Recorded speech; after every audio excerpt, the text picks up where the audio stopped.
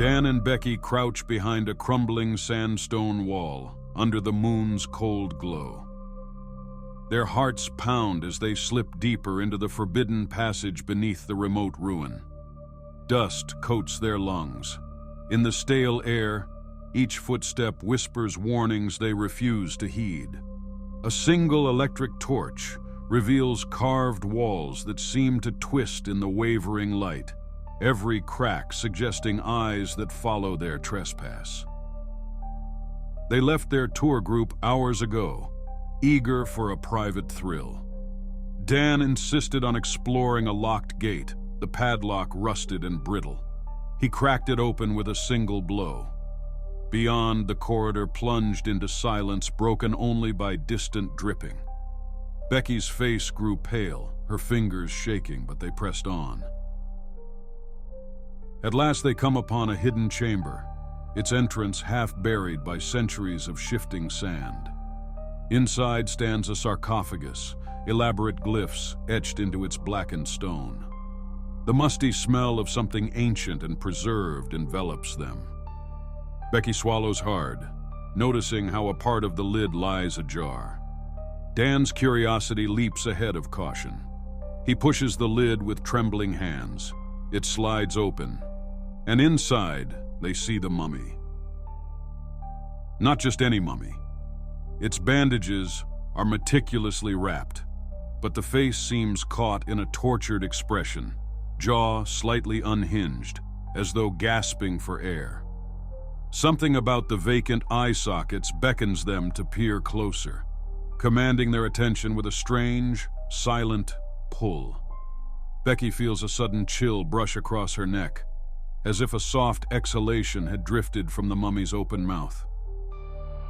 In the hush of the tomb, the walls seem to close in, each carved symbol twisting into watchful eyes. A creeping sense of being trapped gnaws at them.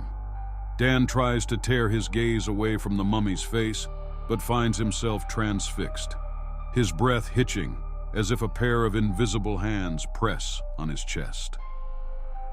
Becky swears she hears a shuffling in the darkness behind them, a dragging sound that stops whenever she looks back. They realize they might not be alone.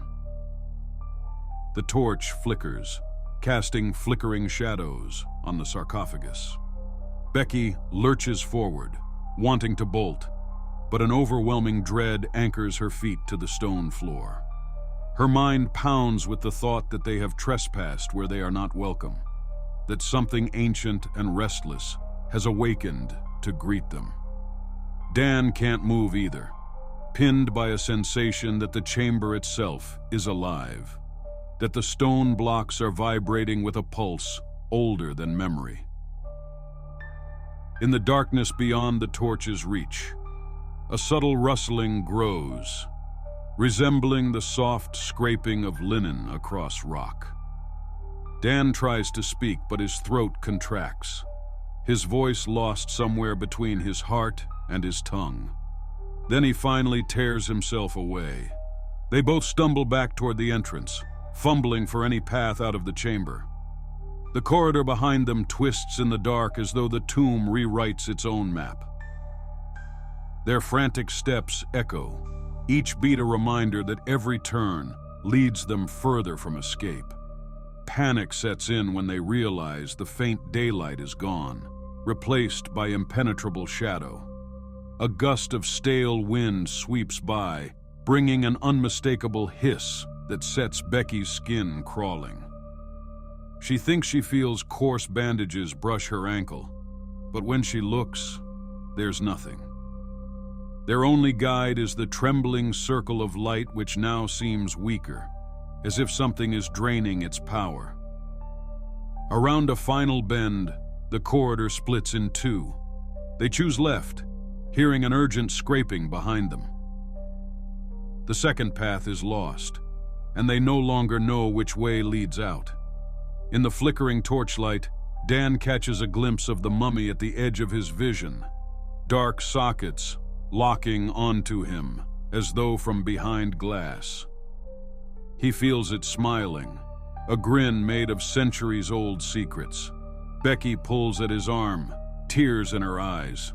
The torch sputters, their shadows dancing in the corridor, and then it goes out. A single scream rips through the tunnel, echoing and echoing until it becomes one with the silence of the tomb. The next time the passage sees light, it is a stray beam of dawn filtering through a crack high above, revealing the sarcophagus once more sealed. The bandages are undisturbed, and yet something about the figure within has shifted ever so slightly, as if it has found a new, quiet satisfaction in the darkness. And if you listen closely by the entrance to the chamber, you can still hear two faint heartbeats, trapped just beneath those ageless stones.